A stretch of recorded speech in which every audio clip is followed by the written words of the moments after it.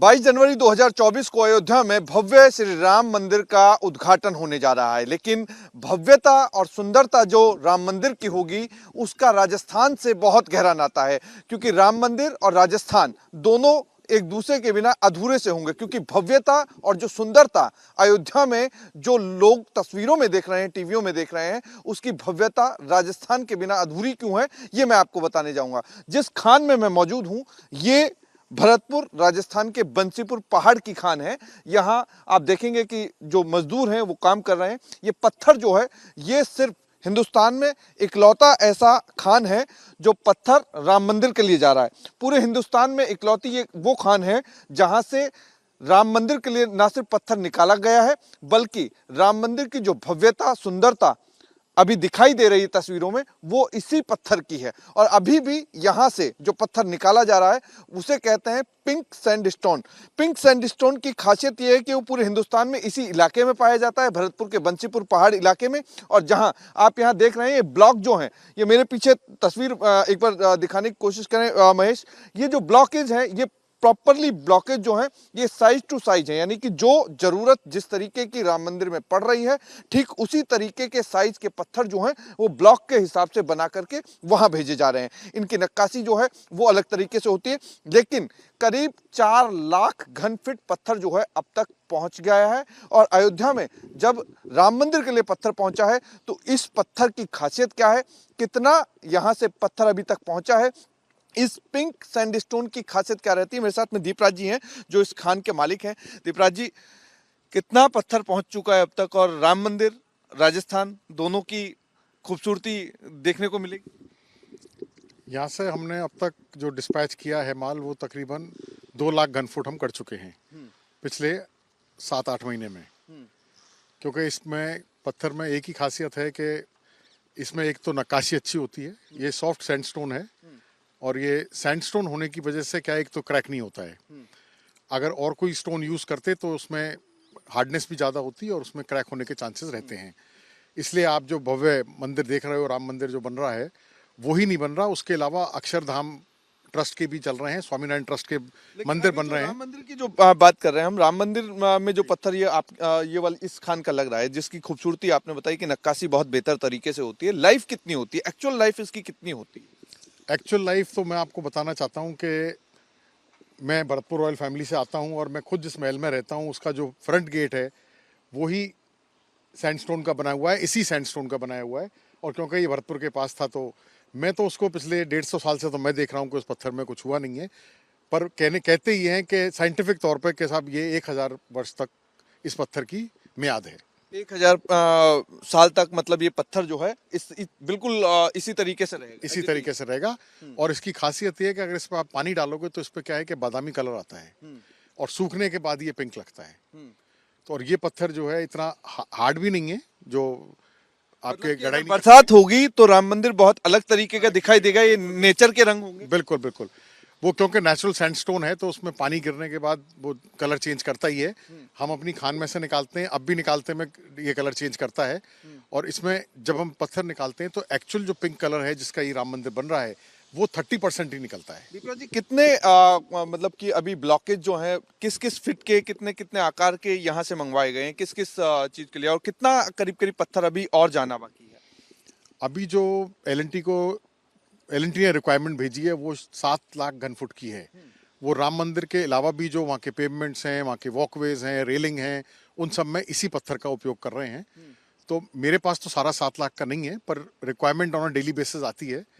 और हमने वहाँ के लिए जो खंबे ऑर्डर किए थे, मतलब निकलवाए थे स्पेशली, उनकी ड्रिलिंग हमने करी थी 15-15 फुट। 15-15 फीट के जो अंदर निज मंदिर में अंदर जो खंबे दिखाई पिलर्स बने हैं, उनका स्पेशल ऑर्डर दिया था उन्होंने।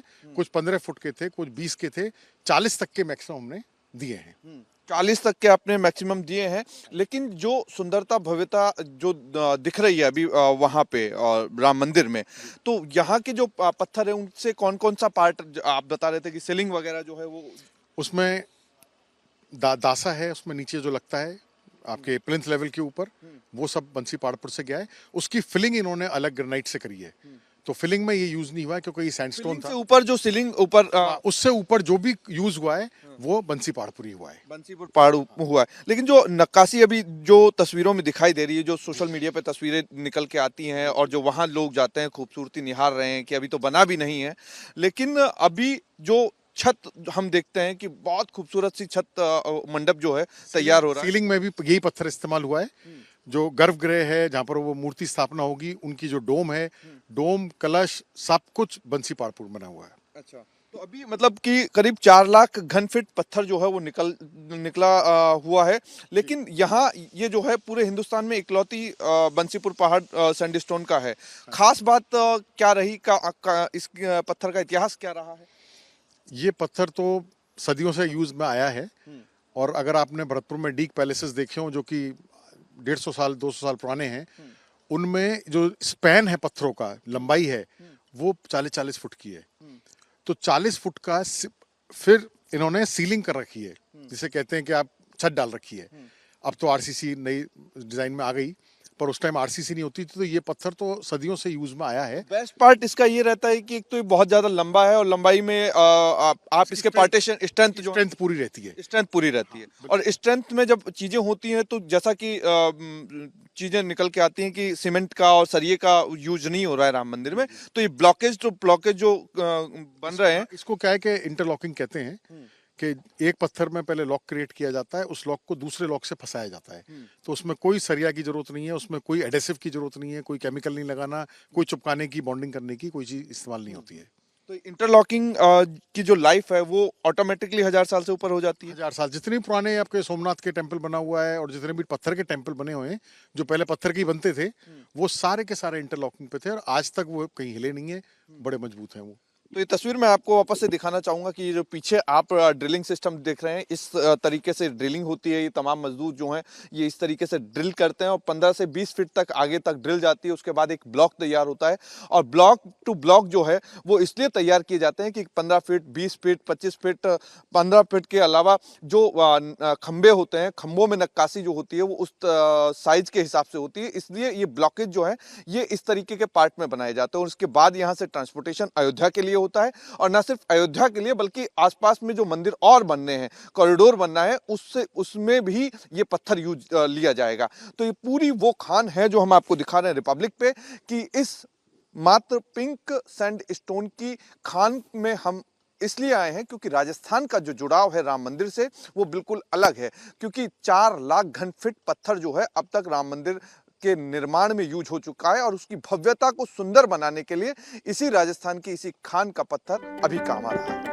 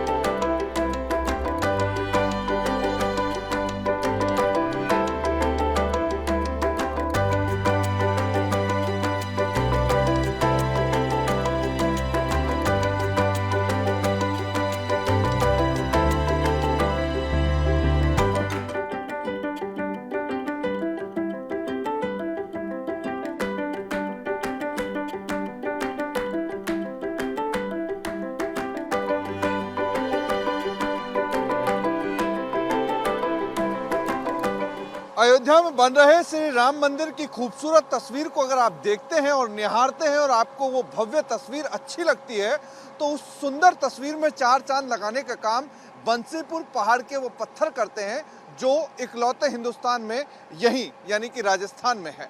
और राजस्थान में जिस खान में मैं मौजूद हूँ ये वही खान है जिसके पत्थर चार चांद लगा रहे हैं राम मंदिर की भव्यता और सुंदरता में। इस तरीके से पत्थर की कटिंग हो रही है, आप यहाँ पे देख रहे हैं।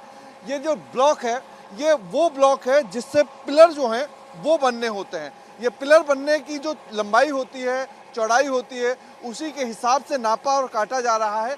ये कटिंग जो है ये इस पिंक सैंडस्टोन की ब्लॉक की कटिंग है जिससे कि नक्काशी इस पे उस डिजाइन के तरीके से हो पाए, उस लंबाई चौड़ाई के हिसाब से हो पाए जो मंदिर के फ्रंट के बाहर लगनी है। और अब तक जितने भी पिलर्स आपने देखे हैं जो राम मंदिर में लग चुके हैं, जिसकी नक्काशी हो चुकी है और जो तमाम अभी तक उनका डोम जो है राम मंदिर का वो तैयार हो चुका है, वो इसी पत्थर से हुआ है। यहाँ से जो पत्थर गया है वो पूरा का पूरा नाप के और नाप के हिसाब के जो डिजाइन थी उस डिजाइन के अकॉर्डिंग अयोध्या पहुंचा। अयोध्या में उसकी नक्काशी जो हुई वो भी राजस्थान के कारीगरों द्वारा हुई और यहाँ से जो पत्थर गया उसी ने ही राम मंदिर की भव्यता और सुंदरता में चार चांद लगाए। यानी कि राजस्थान और राम मंदिर का नाता जो है ये बहुत ज़्यादा महत्वपूर्ण है। हिंदुस्तान में इकलौती पिंक सैंडस्टोन की जो माइनिंग है वो राजस्थान के बंसीपुर पहाड़पुर में होती है।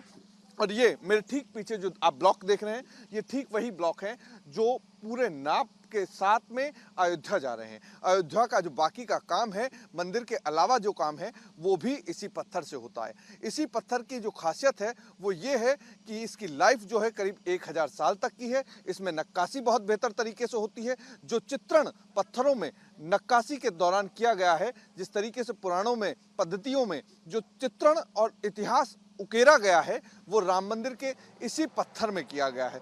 और यही पत्थर जो है वो भव्यता और शोभा राम मंदिर की न सिर्फ बढ़ाएगा बल्कि हजारों साल तक इस इतिहास को अपने आगोश में समेटे रहेगा। जर्नलिस्ट महेश के साथ अमरदीप शर्मा, रिपब्लिक टीवी।